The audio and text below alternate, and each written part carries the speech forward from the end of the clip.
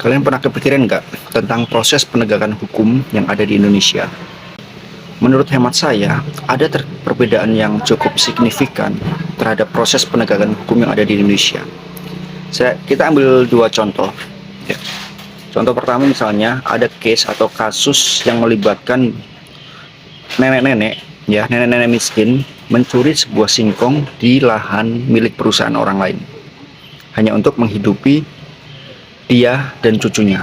Tentu saja itu secara rasional adalah melanggar hukum, ya, berurusan dengan hukum. Makanya nenek tersebut harus dijatuhi hukuman itu sesuai dengan undang-undang yang berlaku. Dan prosesnya cepat, biasanya seperti itu. Kemudian case kedua adalah seorang pejabat atau elit politik yang melakukan pelanggaran hukum berupa misalnya korupsi atau kasus suap. Ya, tentu saja itu sama-sama melanggar hukum.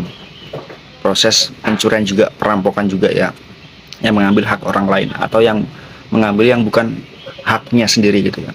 Nah, biasanya yang terjadi adalah ketika proses itu ditegakkan, prosesnya cukup lama, berlarut-larut gitu, bahkan banyak drama gitu ya.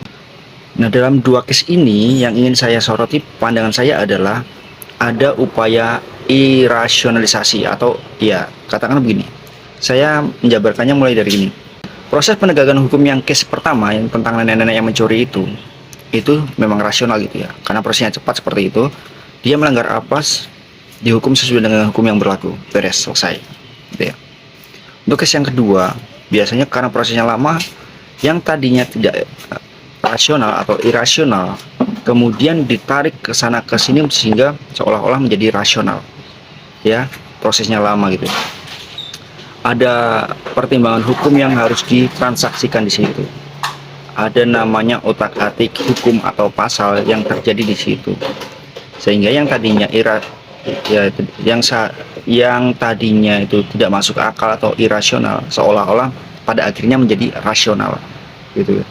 Proses inilah yang menurut saya merupakan proses yang cukup berbeda secara signifikan gitu dalam proses penegakan hukum gitu ya. Entah apa yang terjadi di belakangnya dalam proses penegakan hukum yang kasus kedua itu. Mungkin teman-teman punya imajinasi tersendiri atau punya bayangan tersendiri proses apa yang sebenarnya terjadi di balik semua itu gitu ya. Nah, itu menurut saya seperti itu tentang kasus penegakan hukum yang ada di Indonesia.